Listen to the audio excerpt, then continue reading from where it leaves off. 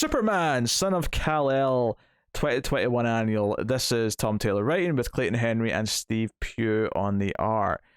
Doesn't necessarily have to fit in between the issues it's hit from, give or take. Although I'm sure it's important to read this before probably the next arc, because Lex is around now and stuff.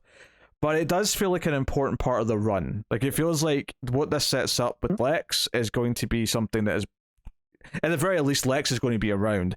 And how he interacts with Lex, like his first encounter with Lex, is important. And that's what this is. This is the first time that John as Superman deals with Lex Luthor. This is definitely going to be in the trade. It'll probably be at the end or the start of one. Yeah. They'll be like between arcs. They won't throw this in the middle of the arc.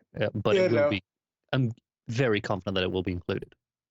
Yeah, and it's very good, so it should be included anyway. But it does feel like it feels like an important part of the overall run still, even if it's not directly taking place in between the issues that are coming out right now.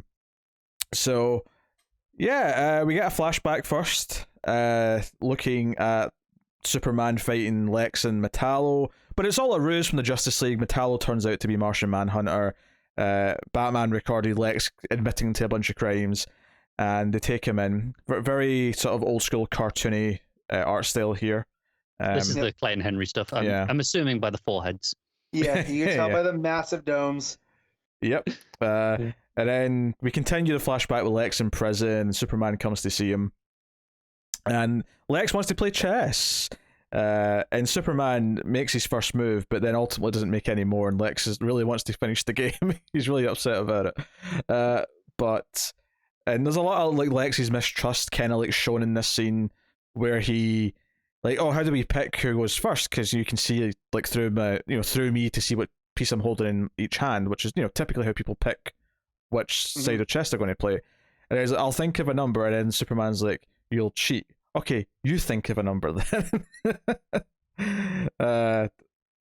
So like really nice little bit of like their sort of repertoire and like back and forth in the scene.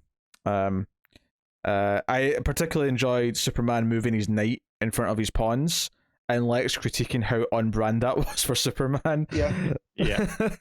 And then I really like the moment at the end of this where as Superman leaves, he's saying, I'm not playing your games. I can move in a way you can't. Mm-hmm. And I think that's really important for the rest of the issue to see, okay, how John then interacts with Lex. And it's like the difference between John and Clark, and really kind of selling how they are going to be very different men. Yeah, so we come to present day, and John's talking to Lois a little bit about things. Batman shows up. That's Batman visit. So apparently Tom Taylor wasn't satisfied making me tear up a little bit about Alfred constantly in Nightwing, that he had to throw a little bit of it into Superman as well. I don't know if anyone else noticed this little moment. Batman shows up. I love how Lois just immediately goes, John's not joining the Justice League, and he's like, I'm not here for that. Not yet. But he's like, hey, Superman left you a message, hands him a crystal. But yeah, the thing about Alfred is that Alfred would have Earl Grey tea shipped to all of the houses that he expects Batman is going to visit, so that it's always there for him when they offer him a drink. Yeah, I love this entire section of the book where the idea, Batman knocks. It's like, he does it this house because last time Lois gave him an earful by the sound of it. Yeah. Yes, I appeared in the kitchen once. Never again. Yep, I love that. Also, just on the art, obviously the art's very different to the opening stuff. Playing Henry, the big, colourful, kind of almost Silver Age-esque kind of feeling to evoke the past, and then this here is Hugh's art. It's very different. I'm not sure I'm the biggest fan of his John, but oh my god, he draws an amazing Lois. Lois looks good. Lois is good, but his Batman with the figure that he cuts in the doorway. Do you know what sells his Batman for me is the shoulder spikes. It's very 90s, but it's like I dig it. Yeah, I was thinking 90s, although the ears are a lot shorter than the 90s, where the ears were much taller. But it's the shoulder spikes on that give the cape that upturned feeling that really sells it. Yeah.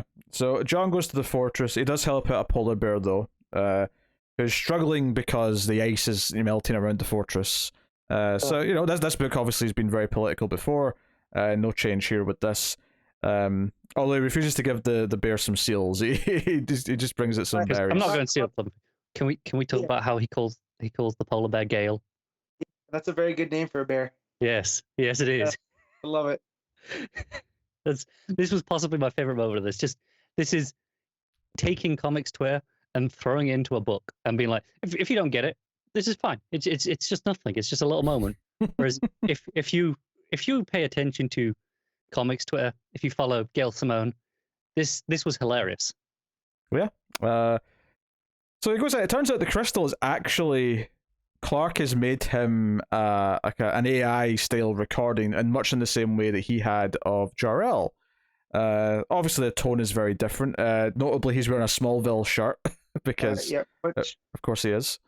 Which I love that's because this Clark is Dad Clark, right? So of course he's gonna present himself as without the suit and with the glasses on, and yeah.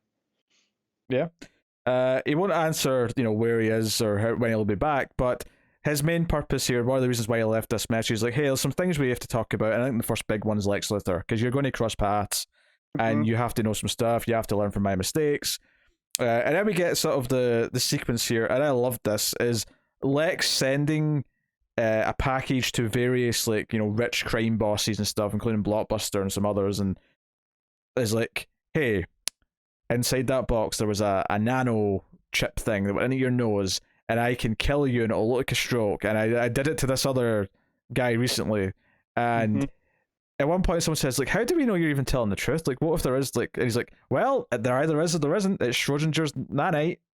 Like, Schrodinger's deadly braid nanite. It both does and doesn't exist. Yeah. And it's like, Lex Luthor, you real piece of work. It's really good stuff. He's extorting them all for money so he can buy his new tower in Metropolis. And one of them does actually show up later on, having suffered a stroke. But Lex never admits that it was really him. It's all sort of played for, it probably did do it, but he's never going to say it. Mercy's like, did you kill them? And he's like, no, they just had a stroke. So there were no nanites. Goodbye. With a big grin on his face as well. Yeah. Yeah. Really, I can neither confirm nor deny those accusations. Yeah, really big shitty grin. So he's got this new tower, he's got LexCorp across the top of it. John is livid about the whole thing, especially when he notices that it's positioned just right so that, at least for a few hours during the day, the shadow of the word Lex is hitting the Daily Planet building. Yeah. Which I thought was a wonderful touch. Like shithousery. Very. What I dug about this, though, probably my funniest moment of this issue was the explosion that knocks off the L, and then immediately John turns around and says, "It wasn't me." Yeah, but I could see how this would look bad. Because he's literally just complaining about it, and then there's an explosion that knocks it off, and she's like, "John, it wasn't me, I swear. I need to go catch it, though. Don't want anyone to get crushed." And then he goes, and there's Lex spots, it looks like they're purple, and why are Lex spots attacking Lex Tower? So it's really simple. It's one of the guys who tried to blackmail, made the processor or something, and he did a switcheroo. So Lex is in a new, because we saw in the beginning section he was in his traditional power suit, and so now after that one got destroyed by Superman, here's this new one. There's always a new power suit. Oh yeah, I mean, I didn't take this as the new one because Superman destroyed the old one. I took this as no. That one we saw in the flashback was way back the first time he caught Lex. That he's been through 10 power suits, 20 power suits since then. This is a different Lex now, right? It's a, so. And it's not a team up. It's not a team up. We're at the same. I just want to make it clear, we're just two people fighting in the same space. This is not a team up, and Lex agrees, which I love. And of course, he wants to play chess with John. We find out a little bit later that John had never played before, but he goes off and he basically goes off and watches Queen's Gambit, reads a bunch of chess books and super speed, and studies Lex's game specifically. Yes, and comes back and dominates him. I do always love the joke of someone being good at chess but still calling the knight the horsey just to rub it into the other person. That moment made me laugh. He goes, "That's checkmate." Because of my horsey? And notably, the knight is the first piece the Superman moved. Just a nice little thread. And this is where it comes back to that moment from Superman at the end going, "Oh, I'm not playing by your game." Whereas John is willing to play the game. John is willing to play the game and win at it, and kind of and that's not unethically. He doesn't cheat in any way. He's willing to learn the rules of the game and adapt to it. Well, and he uses his advantages against. That's what Lex does, right? Yeah, and this goes back to what we've been saying since issue 1 of this book, is that John is a Superman who is willing to get into the dirt and willing to get into the politics and try and make a difference in ways that Superman sort of like made a point of abstaining from, because he didn't want to sort of be this like godly figure who influenced things with his strength. I think that's where like this idea of the right-wing Superman, I think it comes from that idea of non-interference, right? And especially these days, the idea of, oh, you're not taking a stand against something, that's almost just as bad in a lot of ways as being for the other thing. It's supporting the status quo effectively. Right, and I guess that's where the idea, at least in recent times, is kind of perpetuated from, and this is John being the epitome of, oh, the kids are all right, they're being the activist essentially. Yeah. So really neat touch, and then it's got the final little joke moment where he brings up the L, because Lex is pissed about the game. He calls him a little shit, and then John hands him his big L and says, "Luthor, you should take the L," and leaves this giant L that fell off his building right next to him, which is a really funny joke. It's the super powered version of saying take the L. He literally gives him a big L. Yep. It's pretty funny. I got a chuckle out of it. So yeah, that's basically the book. There's one little tease at the end, but we find out he killed the guy, which we mentioned already. No longer Schrodinger's nanites. No. Because this is the guy that turned on him, right? This is the guy the processor. Yes. Yeah, and so, but he says, call the president of Gamora. He's willing to talk about the Rising, which is Bendix and the main book. So that means that he's already conniving against John. He's saying he's willing to help save the world because he's got resources. And I do kind of like that John's argument to him is that, a lot of people don't want to deal with these issues because they don't believe they'll be alive when the actual receipts come in. But we both know you're going to either find a way to transfer to a new body or a robot suit or something. Luthor will find a way. Yes. Yeah. And I do believe that, like, again, not that Luthor's not evil, but he's never wanted to destroy the planet, right? He wants to live. He wants to control it. Well, I mean, that's why I had a problem with his characterization during the whole Snyder Justice League run, is that it kind of felt like he was shifting towards... He was trying to reform it into his whole whatever Doom meant, right? But I don't think it wasn't destruction even in that book. No. It was a form of... It was clearly going to be, though. Like, Perpetua was all about the... she might have been saying whatever. But I think she played Lex. That's why Lex ends up, not exactly going along with Perpetua at a certain point. Yeah. So this kind of makes sense here, right? Yeah. Well, that's the point I'm making, though, is that when I got to this beat in the story, I really appreciated it because it felt like Lex to me, as opposed to where I didn't like that story. One of the problems I had is that Lex felt like he was just a different character for a lot of that book. Right. But I like here, though, too, that he realizes with John that he can't, he can have the antagonistic relationship with Superman, right? Like that give and take.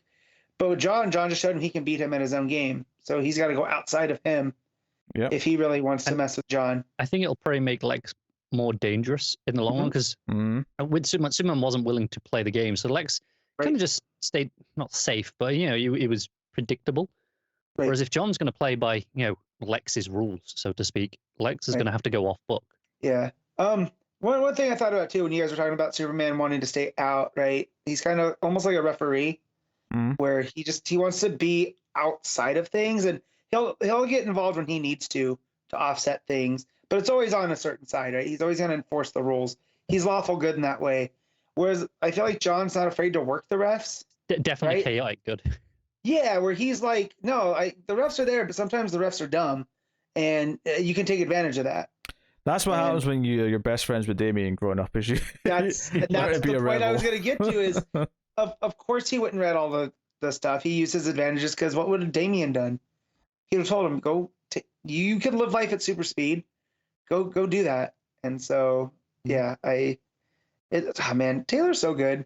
We say this every time, but this issue felt so nice because it didn't feel annual sized. It went so quick that I never even noticed the page count. And Taylor's been trying to do his own thing with John, right? Where he's establishing his own thing. So to bring back Lex into this, but it's just in the annual, it felt like he was writing a proper Superman book. Because even those first, what was it, maybe a quarter of the book was that backstory. It just felt like Taylor was writing Superman story, then transitions to John. So, and it just felt right. Like, it's nice to have a writer that gets the characters. Yeah, although I don't think for a second that this is like Lex is definitely going to show up in the main book after this. No, most likely. Yeah. So, no, unsurprisingly, and I think Taylor's Superman book was promising at first, but it wasn't quite the home run from the first issue. But it's done nothing but get better and more intriguing as to what it's been doing and setting up with John and his surrounding supporting cast and his surrounding world and his worldviews have done nothing but get more interesting the more the book has went on. And we're only like 4 or 5 issues in at this point, plus an annual. Yeah. So I think the last one was 5. Yeah. 5. So, yeah, good stuff. Matt, what are you giving Superman, Son of Kal-El, 2021 annual? I give it more, but the Clayton Henry heads always throw me. But I'm going to give this a 9. I was giving it more. I'm giving it a 9. Yeah. Connor? I don't have a problem with Clayton Henry heads. It's just I've just accepted now that they're a distinguishing feature, and I don't really mind them anymore. But I'm also going to give it a 9. I am going to go 8.5. I think, and for me, it probably is Clayton Henry that's dropping at the half point, but it's actually less so the heads, and like because his heads have been worse. Like I've definitely read other books that Clayton Henry's done where the heads have annoyed me way more. Every time he did a Flash issue. Yes, precisely that. I think for me though with this, my problem with the art, which is not bad art, that first like chunk, all the flashback stuff with Superman and Lex, it's more that it's so clean. Is that it looked kind of like the art you would get in an old like 2D like animated series or something like that, and the art in like something like that has a very sort of like simple look to it because they have to animate it, so there's so many frames and panels and blah blah blah. That it just, I don't know, it feels a bit like the sort of art you get in like a tie-in comic that's trying to mimic an animated series as opposed to an actual Superman comic. And I know that's a weird distinction to make, but it's just a feeling, and when I feel it, it just feels a little off. Whereas the art after the switch didn't feel that way. Mm-hmm. Yeah. So. Yeah. I get what you're saying. Well, that was probably a long-winded description to say that I just didn't like the art as much. I get what you're saying, while disagreeing with the feeling. That's fair. You may like that feeling, but I don't tend to love when I get that feeling from comic art. So, 8.5 from me.